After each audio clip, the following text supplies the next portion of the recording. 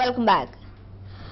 Doctor, చాలా మందికి pancreas అంటే ఏంటో తెలియదు. ఒక పెయిన్ వస్తుంది, మీరు చెప్పారు కదా అబ్డామినల్ వస్తుంది పెయిన్ అని. సో ఆ పెయిన్ వస్తుందని అనుకుంటారు కదా, ప్యాన్క్రియాస్ అని చాలా మందికి తెలియకపోవచ్చు. అసలు ఈ ప్యాన్క్రియాస్ అంటే ఏంటి, ఎలాంటి లక్షణాలు ఉంటే ఈ ప్యాన్క్రియాస్గా మనం ఐడెంటిఫై చేయొచ్చు ఒక వ్యక్తి? ప్యాంక్రియాస్ అనే అవయవం కడుపులో వెనక భాగంలో, కడుపు వెనకాల భాగంలో అతుక్కొని ఉంటుందమ్మా. 2 కిడ్నీల మధ్యలో అతుక్కొని ఉంటుంది. ఇది ఒకవైపు ప్రేగులోకి అంటుకొని ప్రేగులోకి తయారైన పదార్థాలు వదులుతుందన్నమాట. సో ఇది కడుపులో చాలా లోతుగా ఉంటుంది. అందుకే దీని కారణంగా నొప్పులు వస్తే పై భాగం కడుపులో నొప్పి, వీపు పై భాగంలో కడుపు నొప్పి మోస్ట్ ఇంపార్టెంట్ సిమ్టమ్ అమ్మా. Second most common symptoms weight loss, third most common symptom jaundice. So ఇవి అన్నిటికన్నా కామన్ సిమ్టమ్స్. ఈ సిమ్టమ్స్తో వెళ్ళినప్పుడు డాక్టర్స్ అల్ట్రాసౌండ్ ఎగ్జామినేషన్ చేయిస్తారు. ఈ అల్ట్రాసౌండ్ ఎగ్జామినేషన్ చేసినప్పుడు ఈ వ్యాధి ఉన్నట్లు తెలుస్తుంది అనమాట. ఓకే అండి. నెక్స్ట్ తాళ్ల నుండి పూర్ణచంద్రరావు గారు. నమస్తే అండి పూర్ణచంద్రరావు గారు. నమస్కారం. డాక్టర్ గారు ఉన్నారు, మాట్లాడండి. నమస్తే డాక్టర్ గారు. నమస్తే అండి. సార్ నాకు వయసు 61 years సార్. నాకు రీసెంట్ గా ఒక 2 years గాల్ బ్లాడర్ ఆపరేషన్ అయిపోయింది. ప్లస్ సైకిల్ ప్రొస్టేట్ ప్రాబ్లం ఉన్నాను సార్. 38 నుంచి ఉంది, ఆపరేషన్ అవుతుంది. మెడిసిన్స్ ఇచ్చారు, అది కంటిన్యూస్ గా వాడుతున్నాను.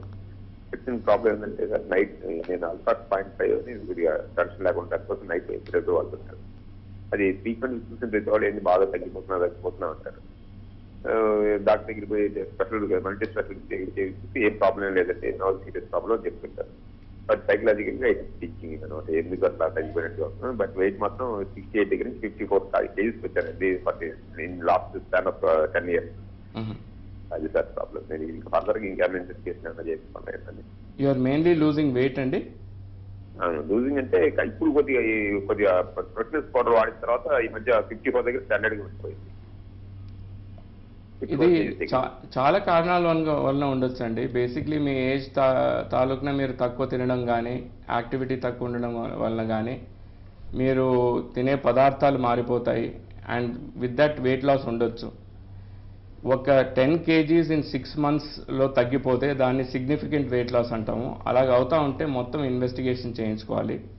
మా దేశంలో ట్యూబర్క్లోసిస్ అన్నిటికన్నా కామన్ రీజన్ అండి. సో అందుకే ట్యూబర్క్లోసిస్ ఏమైనా సోకిందా అని టెస్ట్ చేసుకోవడం చాలా ఇంపార్టెంట్.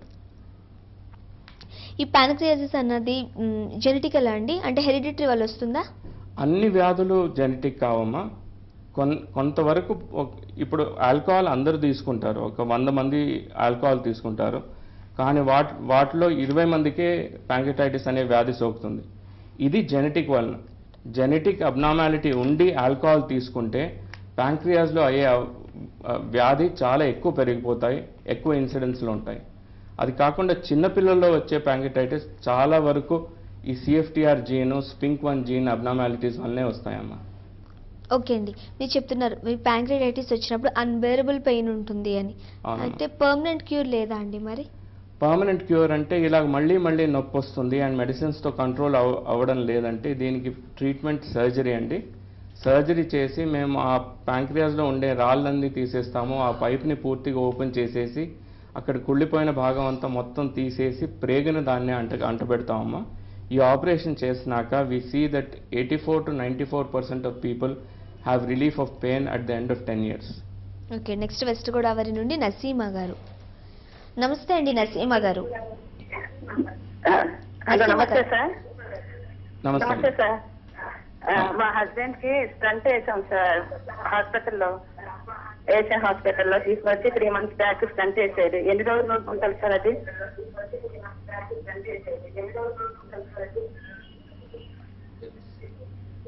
మళ్ళీ చెప్పగలరా? వాళ్ళ హస్బెండ్ కి స్టంట్ వేసాము, హాస్పిటల్లో అడ్మిట్ అయ్యాము అంటున్నారండి. ఏం వ్యాధి ఉందని చెప్పారమ్మా? మీరు టీవీ వాల్యూమ్ మ్యూట్ లో పెట్టి డైరెక్ట్ గా ఫోన్ లో మాట్లాడండి. ప్రాబ్లం ఏంటో క్లియర్ గా చెప్పండి డాక్టర్ గారికి.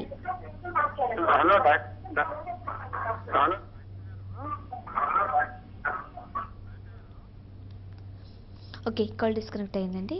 ఈ ప్యాంక్రియాటైటిస్ తో బాధపడే ఎవరైతే ఉన్నారో వాళ్ళు చనిపోయే అవకాశం ఏమైనా ఉందా అండి? అంటే లైఫ్ రిస్క్ ఏమైనా ఉంటుందా? ప్యాంక్రియాటైటిస్ వస్తే, అక్యూట్ ప్యాంక్రియాటైటిస్ వస్తే ఒక 20% వరకు మనుషులు దాని కారణంగా మృతమైన అయ్యే అవకాశం ఉందండి. సో అది చాలా సీరియస్ వ్యాధి. కానీ వచ్చిన వాళ్ళలో 1/3 అంటే 30%కి అది చాలా సీరియస్ అయిన పొజిషన్ తీసుకుంటుంది. వారిలో 20% మనుషులు చనిపోతారు. ట్రీట్మెంట్ ఇచ్చినా ఏం చేసినా బతికించుకోలేమండి. ఓకే. ఈ ప్యాంక్రియాటైటిస్ రాకుండా ఉండడానికి ముందుగానే ఎలాంటి జాగ్రత్తలు తీసుకోవాల్సిన అవసరం ఉందండి? Healthy regular diet with fruits and vegetables అండి. స్మోకింగ్ చేయకూడదు, ఆల్కహాల్ తీసుకోకూడదు, and regular diet at timely intervals maintain చేసుకున్నారంటే 90% ఆఫ్ వ్యాధులు రావండి. కానీ అకస్మాత్తుగా వాళ్ళలో జెనెటిక్ అబ్నార్మాలిటీ ఉంటే వచ్చిన మైల్డ్ ఫామ్లో వస్తుంది. ఈ మైల్డ్ ఫామ్ ఉన్నప్పుడు ఆల్కహాల్ తీసుకుంటే చాలా సివియర్ ఫామ్ ఏర్పడే అవకాశం ఉందమ్మా. ఓకే అండి. నెక్స్ట్ ఉరవకొండ నుండి సంజీవులు గారు. నమస్తే అండి సంజీవులు గారు. హలో. సంజీవులు గారు. నమస్తే మేడం. డాక్టర్ గారు ఉన్నారు, మాట్లాడండి. హలో. నమస్తే. నమస్తే సార్. నాకు 3 నెలలకు ఒకసారి కడుపులో నొప్పి వస్తుంది సార్.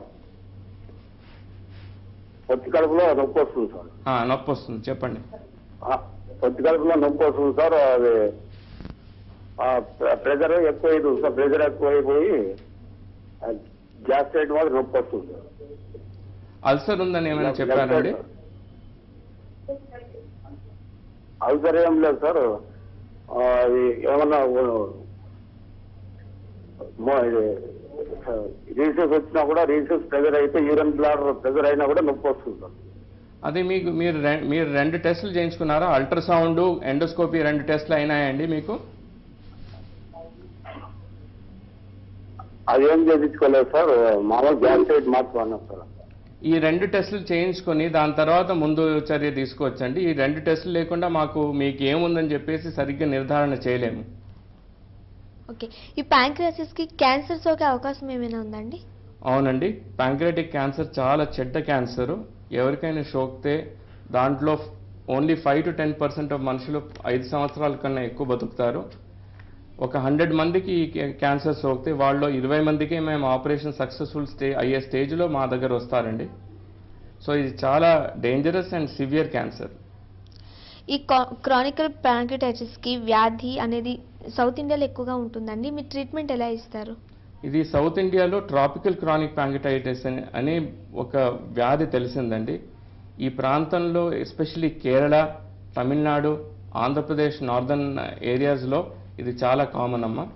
అండ్ దీంట్లో నేను చెప్పినట్లు ప్యాంక్రియాస్ గట్టిగా అయిపోతుంది, దాంట్లో రాళ్ళు ఏర్పడతాయి, డక్ట్ సైజ్ పెరిగిపోతుంది, కడుపులో అస్తమానం నొప్పి వస్తుంది, కొందరికి జాండిస్ వస్తుంది, కొందరికి ప్రేగు అడ్డుపడి వాంతులు అవుతాయి.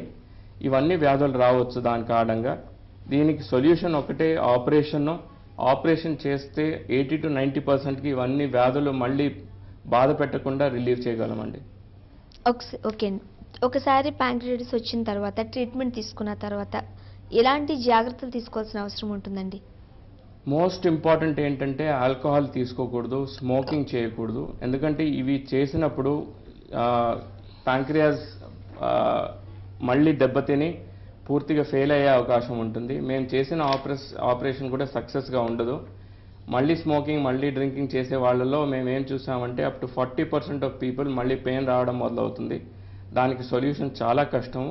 అందుకే ఎవరైనా ప్యాంక్రియాస్ ఆపరేషన్ చేయించుకున్నారంటే స్మోకింగ్, ఆల్కహాల్ అస్సలు తీసుకోకూడదు. అండ్ మిగతా చర్యలన్నీ మేము ఎక్స్ప్లెయిన్ చేస్తాం వాళ్ళకి. ఆ చర్యలు పాటిస్తే ఏం ప్రాబ్లం రావమ్మా. నెక్స్ట్ ఖమ్మం నుండి రవి గారండి. నమస్తే అండి రవి గారు. నమస్తే మేడం. డాక్టర్ గారు ఉన్నారు, మాట్లాడండి. సార్ నమస్తే సార్. నమస్తే అండి. సార్ నమస్కారం డాక్టర్ గారు. సార్ మా బాబు వయసు వచ్చి 6 years సార్. చెప్పండి. బాబుకి జాల్ బ్లాడర్ లో 8 mm స్టోన్ ఉంది సార్. జాల్ బ్లాడర్ లో. సరే చెప్పండి. అది ఏమన్నా ప్రాబ్లం అవుతుందా సార్, లేకపోతే అది అంటే ఇప్పుడు బాబుకి చిన్న వయసు కాబట్టి ఆయన సర్జరీ అని అవసరం అవుతుందా, అది కరిగిపోతుందా సార్? ఆయనకి హిమోలైసిస్ ఉంది కాబట్టి సర్జరీ చేసినప్పుడు స్ప్లీన్ అనే అవయవం తీసేస్తారు. అది తీసినప్పుడు ఈ గాల్ బ్లాడర్ కూడా తీయాల్సిన అవసరం ఉంటుంది. ఓకే అండి. 6 years బాబుకి వచ్చిందని అంటున్నారు. అంటే అంత చిన్నపిల్లలకు కూడా వచ్చే అవకాశం ఉంటుందా? అన్బేరబుల్ పెయిన్ అంటున్నారు. ఎలా మరి వాళ్ళు అలా బాధపడితేనే మన దగ్గర వస్తారండి. ఆపరేషన్ చేసిన తర్వాత they get considerable relief and they grow normally. Those children who are losing weight start gaining weight, start growing as normal individuals in society and they become very functional. Okay అండి. ఇప్పుడు మీరు చెప్పారు ఎక్కువ alcohol తీసుకోవడం వల్ల, smoking చేయడం వల్ల ఈ ప్రాబ్లం వచ్చే అవకాశం ఉంది అని. అవునండి. కానీ చిన్న పిల్లలకి ఆ అలవాట్లు ఏమి ఉండకపోవచ్చు కదా, మరి వాళ్ళలో ఎందుకు వచ్చే అవకాశం ఉంటుంది? చిన్న పిల్లల్లో అక్యూట్ ప్యాంక్రిటైటిస్ అనేది కడుపులో దెబ్బ తాగడం వల్ల అన్నిటికన్నా కామన్ అండి. పడిపోయినప్పుడు బేసిక్గా సైకిల్ హ్యాండిల్ బార్ ఇంజురీ అంటాము. సైకిల్ నడిపేటప్పుడు సడన్గా అది యాక్సిడెంట్ అయ్యి కడుపులో వచ్చి హ్యాండిల్ బార్ తగులుతుంది. అదే అన్నిటికన్నా కామన్ రీజన్ ఫర్ ప్యాంక్రిటైటిస్. అది కాకుండా రెండో కారణం ఏంటంటే జెనెటిక్ అబ్నార్మాలిటీస్ ఉండడం కారణంగా క్రానిక్ ప్యాంక్రిటైటిస్, అక్యూట్ ప్యాంక్రిటైటిస్ 2 వ్యాధులు సోకుతాయి. అది కాకుండా ప్యాంక్రిటైటిస్ సిస్టిక్ ఫైబ్రోసిస్ అనే వ్యాధితో పాటు జరుగుతుందన్నమాట. ఓకే అండి. ఈ వ్యాధులకు సర్జికల్ గ్యాస్ట్రోఎంట్రాలజిస్ట్గా మీరు ఏ చికిత్సలు చేస్తారు? ఇది బేసిక్గా 2 ఆపరేషన్స్ అమ్మ. ఇది ఒకటి క్రానిక్ ప్యాంక్రిటైటిస్కి, దానికి ఫ్రేజ్ ఆపరేషన్ అనే ఆపరేషన్ చేస్తాము. దీంట్లో కుళ్ళిపోయిన భాగం మొత్తం తీసేసి, స్టోన్స్ అన్ని తీసేసి ప్రేగుని అంటబెడతాం అనమాట. అది ఒక ఆపరేషను. ఇంకోటి విప్పుల్స్ ఆపరేషన్, ప్యాంక్రియాటిక్ డోడెనెక్టమీ అనే ఆపరేషను. దీంట్లో ప్యాంక్రియాస్ మొత్తం తల భాగం తీసేస్తాము along with the duodenum and the stomach, and we can get up to 20% of survival in pancreatic cancer. Thank you so much అండి. స్టూడియోకి వచ్చి కాలర్స్కి చక్కటి సజెషన్స్ ఇచ్చారు, ప్యాంక్రియాటిస్ గురించి మాట్లాడారు. Thank you very much. Thank you. So చూసారు కదండి, ఇది వాళ్ళ లైఫ్ లైన్. తిరిగి రేపటి లైఫ్ లైన్లో మళ్ళీ కలుద్దాం. చూస్తూనే ఉండండి TV1.